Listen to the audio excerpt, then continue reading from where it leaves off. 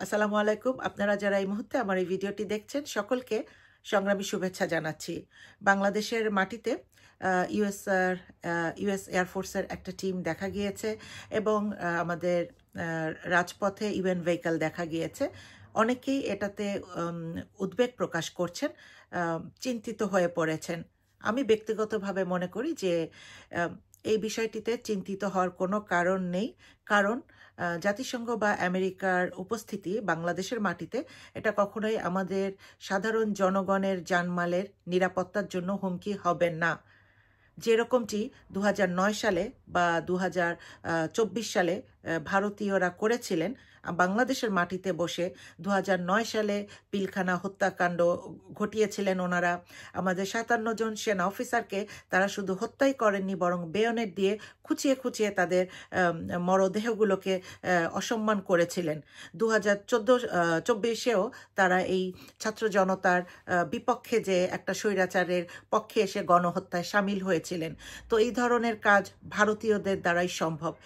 American বা জাতিসংঘরা এই কাজ করবে না, এটা নিশ্চিতভাবে আমরা মনে করতে পারি। এত বর্বর তারা হননি যতটা ভারত হয়েছে। তবে এই বিষয়টিতে আমার কাছে যেটা খারাপ লাগছে সেটা হচ্ছে যে মানবিক করিডোরের বিষয়টিতে ডক্টর মোহাম্মদ ইউনূস স্যার কোনো রাজনৈতিক দলকে ইনভলভ করেননি। এটা অত্যন্ত স্বৈরাচারী একটা আচরণ আমার কাছে মনে হয়েছে, অগণতান্ত্রিক একটা আচরণ মনে হয়েছে। এছাড়া উনি এপ্রিল মাসে যখন ওই থাইল্যান্ডে গিয়েছিলেন বৈঠক করতে, সেখানে উনি বলেছিলেন যে একটা মানবিক করিডোরের দরকার। উনি অলরেডি এটা প্রস্তাব করেছেন।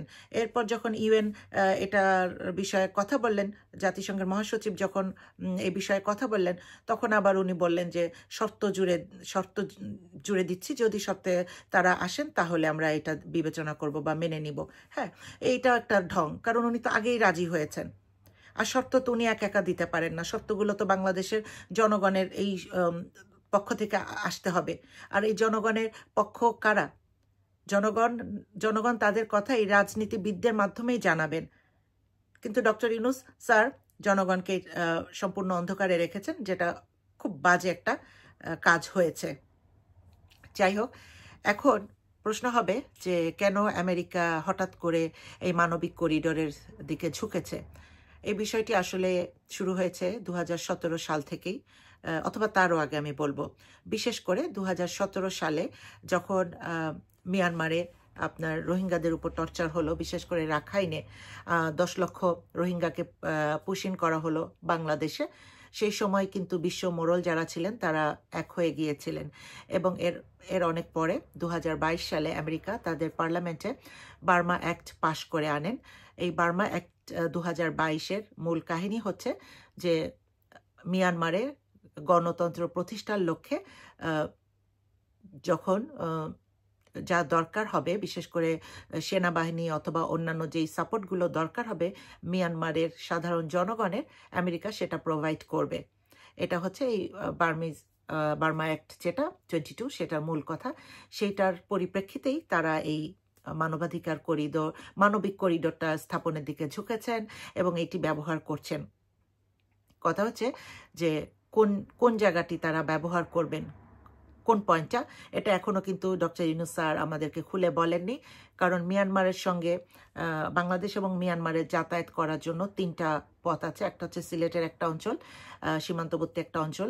এছাড়া আপনার 3 বিঘা করিডোর একটা আছে, আর আরেকটা হচ্ছে পার্বত্য চট্টগ্রামের বর্ডারের ও জায়গাটা।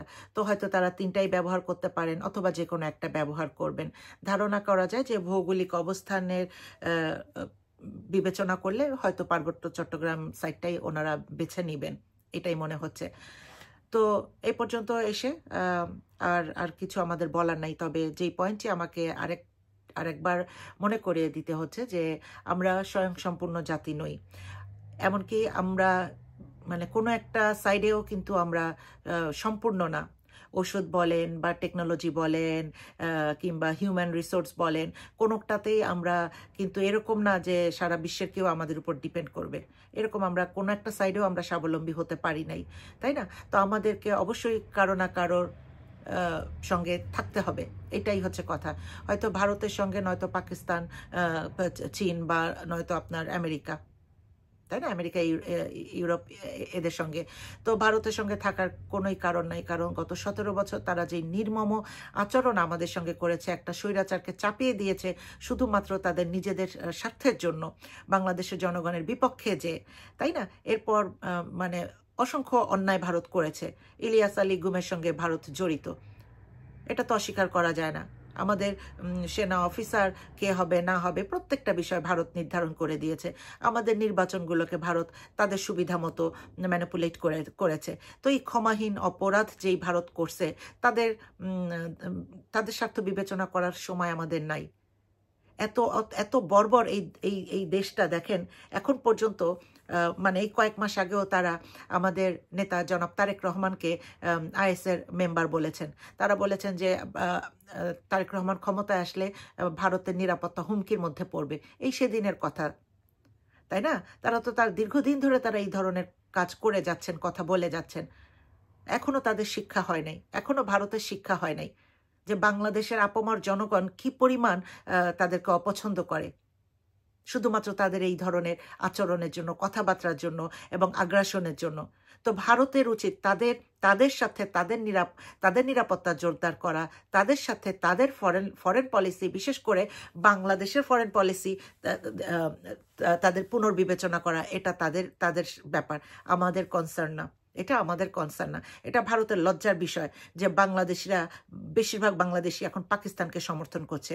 সাধারণ জনগণ যারা, তারা পাকিস্তানকে সমর্থন করছে। এটা ভারতের লজ্জার। কতখানি লজ্জার ভারতের, কি ব্যর্থ তাদের এই ডিপ্লোম্যাসি। 2024 একবার তারা ফেলিয়ার হলেন, এখন আবার হচ্ছেন। তো ভারতের স্বার্থ আমাদের দেখার বিষয় না। বাংলাদেশের হারানোর কিছুই নাই, কিছুই বাংলাদেশের হারানোর নাই, তাই না। আর চায়নার কথা বলবো, চায়না তাদের স্বার্থ দেখে, ব্যবসায়িক একটা জাতি, বণিক জাতি। তাদের সাথে নেগোসিয়েশনটা আমি মনে করি যে ডক্টর ইউনূস স্যার করবেন, অথবা পরে যেই দেশ, যেই দল ক্ষমতায় আসবে সেই দল করবে, সেটা ভিন্ন বিষয়। কিন্তু ভারতের স্বার্থ দেখার কোনো সময় আমাদের নাই, কোনো সময় নাই। আমেরিকা যদি তাদের এই সার্ভিলিয়েন্স টিমটা স্ট্রং করে, কি বলে, এই জমি থেকে আকাশ সর্বত্র, এটা অবশ্যই কিছুটা নিরাপত্তার হুমকি হবে চায়নার জন্য। চায়না প্রোটেকশন দিবে, চায়না তাদের প্রোটেকশন দিবে। আমাদের কি, এটা আমাদের হেডেক না তো। আমাদের কোনোভাবে এটা চিন্তার বিষয় না। সবসময় আমরা কম্প্রোমাইজ করে যাব, সবসময় আমরা শোষিত হয়ে যাব, এটা হয় না, এটা হয় না, তাই না। আর আরেকটা বিষয় যে যদি আমেরিকা সাকসেসফুল হয় তাহলে আমাদের কি পাওয়া? আমাদের পাওয়ার বিষয় হচ্ছে ওই একটাই যে নিপীড়িত জনগণের পাশে দাঁড়িয়ে আমরা তাদের গণতন্ত্র প্রতিষ্ঠার জন্য সহযোগিতা করেছি। মিয়ানমারে যেই গৃহযুদ্ধ চলছে দীর্ঘ 1 যুগ ধরে, সেই গৃহযুদ্ধ অবসানের জন্য বাংলাদেশের মানুষ এগিয়ে এসেছে। হ্যাঁ, তাদের এই চীন বা ভারতের থ্রেটকে উপেক্ষা করে তারা আমেরিকা, ইউরোপ বা জাতিসংঘের কে কি বলে ওয়েলকাম করেছে। এগুলো বাংলাদেশের জন্য প্লাস পয়েন্ট হয়ে যাবে। এবং এই কারণে ডক্টর ইউনূস আরেকবার হয়তো নোবেল পুরস্কার পাবেন, অথবা বিশ্ব নেতার যেই ধাপগুলো আছে সেই ধাপের আরও কয়েক ধাপ এগিয়ে যাবেন। এটা হচ্ছে ডক্টর ইউনূসের চাওয়া। এবং আমরা বাংলাদেশিরা একটু অনেক দিন ধরে, দীর্ঘদিন ধরে হয়তো এই পশ্চিমাদের গুডবুকে থাকবো। এটাও বা কম কি, কারণ ভারত তো আমাদেরকে কিছু দেয় নাই, তাই না, শোষণ ছাড়া। এটা দুর্ভাগ্যজনক যে আমাদের নিকটতম প্রতিবেশী, হ্যাঁ, তাদেরকে আমরা সাপোর্ট করার পরিবর্তে তাদের আগ্রাসনের বিরুদ্ধে আমরা রুখে দাঁড়িয়েছি, এবং রুখে দাঁড়িয়েও আমরা অন্য অনেক কিছু কম্প্রোমাইজ করতে রাজি। এটা তো ভারতের লজ্জা, ভারতের পরাজয়, আমাদের কিছু না, এটা আমাদের কিছু না। তবে ইয়েস, এই মুহূর্তে আমাদের রাজনীতিবিদগণের একটাই আমাদের দাবি হওয়া উচিত, একটাই চাওয়া, আমাদের নেগোসিয়েশন করার প্রথম পয়েন্টটাই হবে আমাদের নেতা জনাব তারেক রহমানকে দেশে ফিরিয়ে আনা। দেশে ফিরিয়ে আনা, তার নিরাপত্তা বিধান করা, তাকে তার মানবিক এবং গণতান্ত্রিক যে অধিকারগুলো আছে সেগুলো তাকে ফিরিয়ে দেওয়া। ওনাকে অবিলম্বে দেশে নিয়ে যেতে হবে। এবং এরপর সার্বিক পরিস্থিতি বুঝে উনি বুঝবেন যে উনি এবং ওনার দল কোন অবস্থানে দাঁড়াবে, কোন অবস্থানটা নিবে। এই মুহূর্তে উনি কিভাবে সিদ্ধান্ত নেবেন যে কোন অবস্থানে উনি থাকবেন? উনি তো দেশের বাইরে, দেশের জনগণের সঙ্গে নেই। ফেস টু ফেস তাদেরকে দেখতে পাচ্ছেন না। তাদের আবেগ অনুভূতিগুলো ফেস টু ফেস ফিল করতে পারছেন না। বাংলাদেশকে তার দরকার, বাংলাদেশের জনগণের দরকার জনাব তারেক রহমানকে। জনাব তারেক রহমানের দরকার বাংলাদেশের জনগণকে। এইটাই এখন একমাত্র আমাদের নেগোসিয়েশনের বিষয়। এটা আমরা চাই এবং এরপরে আমরা বাকি বিষয়গুলো আমরা সেট করব জনগণের সাথে বসে, জনগণের আবেগ অনুভূতি, তাদের চাহিদা প্রয়োজনের বিষয়গুলো বিবেচনায় রেখে। তার আগ পর্যন্ত বিএনপি কোনো আন্দোলন কি করবে না করবে সেটা পরেই সিদ্ধান্ত হবে বলে আমি মনে করি। যদি আমরা এই অ্যাপ্রোচটা নেই, আমার কাছে তাই মনে হয় যে অ্যাপ্রোপ্রিয়েট হয়।